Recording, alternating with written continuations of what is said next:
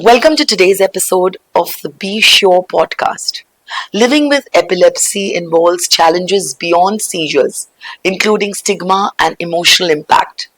However, with the right treatment and adjustments, many people with epilepsy can lead active lives. To help us better understand this, we are fortunate to have a renowned consultant neurologist with extensive experience in treating epilepsy. Welcome, Doctor. Yes I am doctor Mayank Jiswani. Hello everyone. मैं एक neurosurgeon हूँ। मैं ग्वालियर में practice कर रहा हूँ। मेरा clinic Madhav dispensary के सामने एम के प्लाजा में है। मैं यहाँ पे काफ़ी हॉस्पिटल से एसोसिएटेड हूँ। आज अपन एपिलेप्सी के बारे में कुछ बात करेंगे। Let's start with the basics. What exactly is a seizure and how does it affect the brain? See seizure is something a very complex things. Seizures का मतलब हिंदी में जो हम आमतौर पे बात करते हैं झटके या मिर्गी आना। ब्रेन में जनरली क्या होता है, एक नॉर्मल फिनोमेना रहता है। ब्रेन में अपनी बॉडी वर्क करती है, वो सब ब्रेन के थ्रू। ब्रेन छोटे छोटे इलेक्ट्रिकल सिग्नल्स जनरेट करता है जो अपनी बॉडी के वेरियस ऑर्गन जैसे हाथ पैर सब जगह जाते हैं, जैसे वो वर्क करे। पर कुछ कारणों से, मतलब एन नंबर ऑफ कारण हैं जिसकी कोई लिमिट नहीं है, उसमें कई बार क्या होता है, ब्रेन के कुछ हिस्से अब नॉर्मल इलेक्ट्रिकल इम्पल्सेस जनरेट करते हैं। अब वो जैसे जैसे एबनॉर्मल इलेक्ट्रिकल इम्पल्सेस जनरेट होंगी और जिस पार्ट में जनरेट होगी उस पार्ट से अफेक्टेड जो ऑर्गन रहेगा वो ओवरवर्क करेगा, या उसमें दौरे आएंगे या झटके आएंगे। इसे सिंपली अपन मिर्गी का झटका या सीजर कहते हैं। What is epilepsy? एपिलेप्सी अगर अपन बात करें तो it's a very small thing, very easy to understand. Epilepsy केवल बहुत सारे सीजर्स आने को हम सिंपल भाषा में एपिलेप्सी कह देते हैं, जिसको मल्टीपल 3 और 4 एपिसोड इन अ डे बार बार सीजर्स आ रहे हैं, बस उस बीमारी का नाम एपिलेप्सी और सिंगल एपिसोड सीजर या कन्वल्जन है। What are the different types of seizures and do they affect people differently? Yes, there are actually various types of seizures. बहुत तरीके के होते हैं, जिसमें सबसे कॉमन होता है GTCS, generalised tonic clonic seizure, जिसमें हम आमतौर पर देखते हैं कि पेशेंट की पूरी बॉडी शिवर करती है, इरेलेवेंट मूवमेंट्स होते हैं, पेशेंट ज़मीन पे गिर जाता है, मुंह से झाग आने लगता है और वो फिर कुछ टाइम के लिए बेहोश हो जाता है। फिर वो कुछ टाइम बाद जब उठता है तो उसके लिए उसको कुछ पता नहीं होता कि मेरे साथ क्या हुआ, पर वो 3-4 मिनट 10 मिनट के लिए एब्सेंट रहता है। This is called as generalise tonic clonic seizures या जीटीसीएस को बोलते हैं। दूसरे तरीके के कुछ सीजर्स होते हैं जिसमें पेशेंट चलते चलते बस ब्लैंक हो जाता है, मतलब वो जो भी एक्टिविटी कर रहा होगा बस ही stop at that moment only, या वो किसी चीज़ को देखता ही रहेगा, या आंखें बंद है तो बंद ही रहेगा, वो किसी को जवाब नहीं देगा। अपन समझेंगे कि कुछ हुआ है, ये रिस्पॉन्ड नहीं कर रहा, पर this is a type of seizure. और बहुत तरीके के होते हैं, जैसे मैंने शुरू में बताया कि जिस पार्ट में ब्रेन के एबनॉर्मल इम्पल्स जनरेट होते हैं उस हिस्से में एबनॉर्मल मूवमेंट्स आ जाते हैं। तो जैसे जिस एरिया ब्रेन का जो एरिया हाथ कंट्रोल कर रहा है, अगर वहाँ से इलेक्ट्रिकल इम्पल्स स्टार्ट हुए हैं तो सिर्फ हाथ में सीजर आएगा, बाकी पूरी बॉडी नॉर्मल रहेगी। इसको हम बोलते हैं फोकल सीजर्स, जिसमें एक पर्टिकुलर फोकस रहता है बॉडी का, सिर्फ वहीं उसी एरिया में सीजर आता है। और भी बहुत होते हैं seizures, let's not go into the deep. I see. Now, can you explain what causes epilepsy? Is there always a known cause? No there, ऐसा कुछ नहीं है कि हमेशा एपिलेप्सी का कोई नोन कॉज हो। आप समझ सकते हैं कि लगभग 50% और मोर देन 50% लोगों को पता ही नहीं चलता कि उनको सीजर्स क्यों आ रहे हैं, पर उनको ट्रीटमेंट रेगुलरली लेना पड़ता है। And the treatment is of course very effective. Patient का लाइफ बहुत अच्छा रहता है, केवल कुछ ड्रग्स लेने रहते हैं, हमेशा पेशेंट ठीक रहता है। और आम तौर पे जो नोन कॉजेज़ हैं जिनके कारण से सीजर्स आते हैं, उसमें सबसे कॉमन होता है किसी पेशेंट को कभी चोट आ जाती है, जिसमें हेड इंजरी हुआ, कहीं ना कहीं ब्रेन का इन्वॉल्वमेंट हुआ, तो उसको सीजर्स आने की प्रोपेंसिटी बहुत ज़्यादा रहती है। साथ में कुछ नोन डिजीज़ेज़ हैं, जैसे ट्यूमर्स हो गए, कुछ इन्फेक्शंस हैं जो डायरेक्टली ब्रेन को इन्वॉल्व करते हैं। मतलब सिंपल है, जिस भी डिसीज़ में ब्रेन का इन्वॉल्वमेंट हो रहा है उसमें सीजर्स आने की प्रोपेंसिटी रहती है। और कुछ चीज़ें हैं जो hippocampal sclerosis, there are an number of things कि जिनसे भी सीजर्स आते हैं। बट स्टिल अगर ब्रॉडली बात करें तो अभी तक साइंस के पास मोर देन 50% पेशेंट्स का जवाब नहीं है कि उनको सीजर्स क्यों आते हैं। But of course cure available है। Well, that's really helpful to understand. Well, what are some of the signs or symptoms of epilepsy that caregivers should look out for? See there are a few signs only. Seizure जब भी आता है patient को, इसमें भी दो type की चीज़ें होती हैं।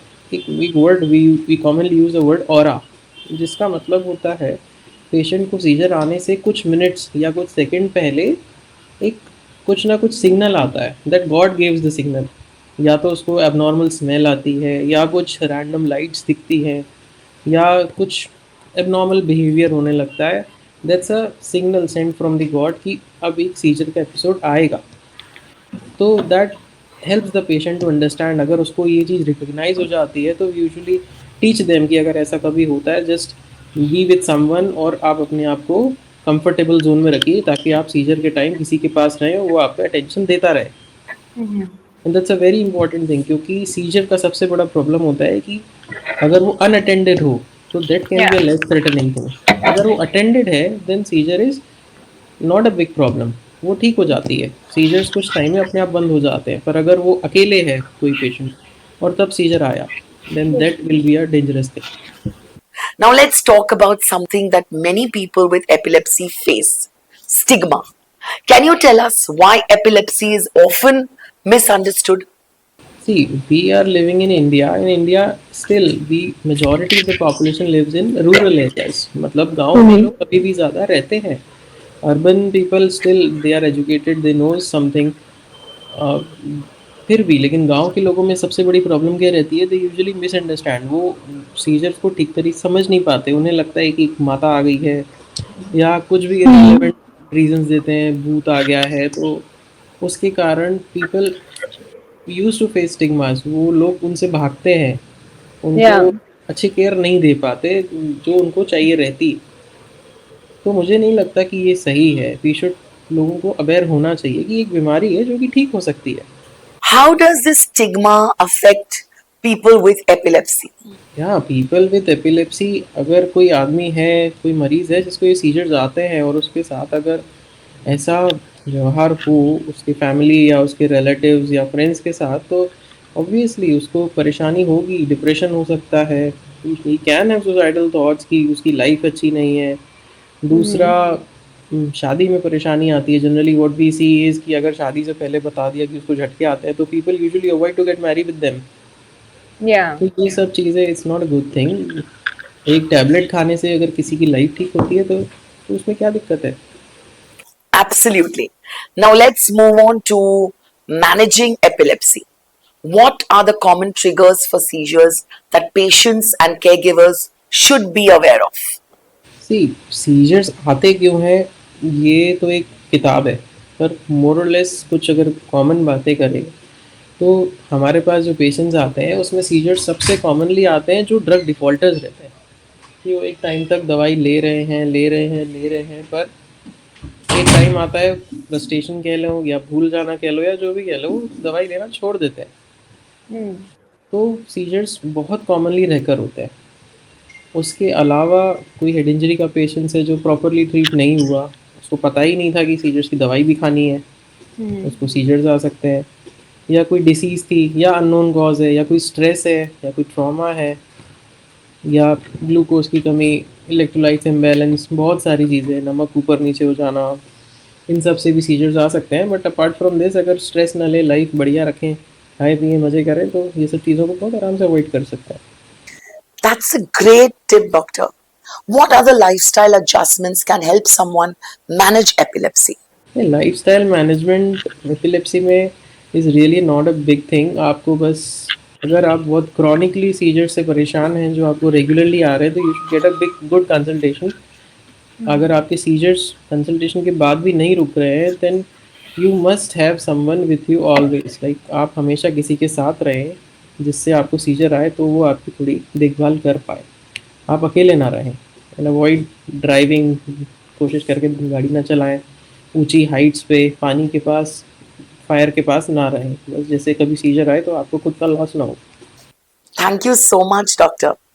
To wrap up, could you share some safety tips to help prevent injuries during seizures?